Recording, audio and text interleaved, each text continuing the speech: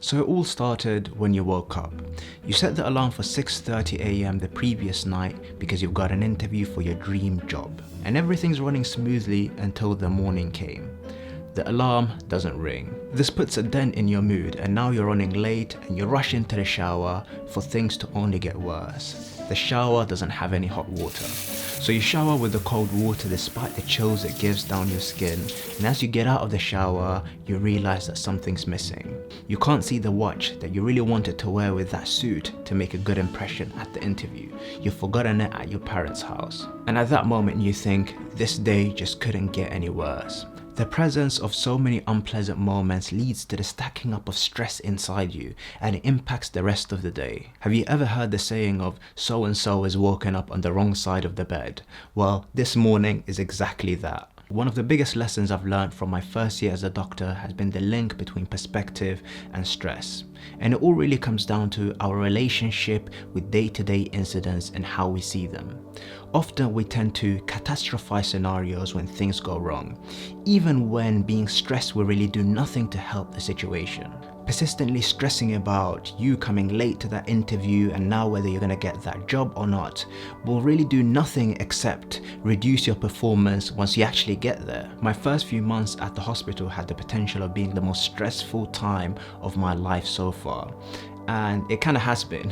But what it's also done is virtually make every other stressful thing outside the hospital trivial. And let me tell you about the specific thing that shifted my perspective on this whole topic. And the main lesson that I learned is that most things are either reversible or have a solution. I don't think it's easy to relate to this until you've seen it at work. So one of our roles as a junior doctor is to see patients who are deteriorating quickly during on-calls and weekends, for example, when there aren't as many staff around at the hospital. A common scenario is that you get called by a nurse telling you that so-and-so patient is now struggling to breathe, their oxygen saturations or levels are decreasing, and they've now also got a fever. This scenario can be super stressful when you're new because you know if you don't handle it appropriately, it can ultimately over time lead to a bad outcome. The pressure adds up.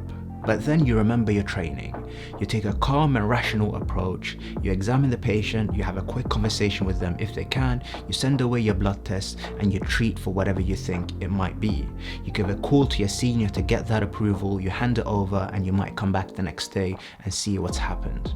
And lo and behold, that very same patient who was so unwell yesterday and couldn't speak is now just chilling on the bed, having conversations with everyone else, having conversations with the doctors and the nurses, and probably even sipping on some tea and having some food.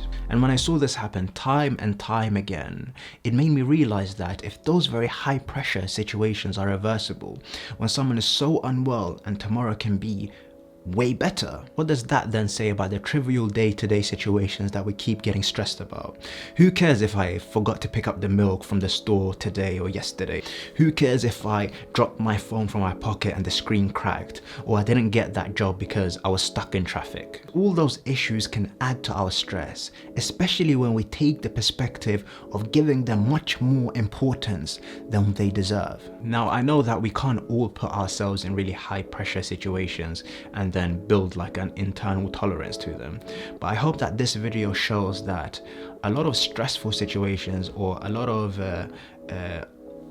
uncomfortable things or things that we don't like when they happen, they're often reversible and they can be fixed, even when it comes to life and death situations. Obviously, this isn't always the case, but it helps a person to take that perspective because then they'll actually try and act on it instead of being stressed about things all the time. So if you didn't get that job, then just apply again because it's not that deep in the grand scheme of things.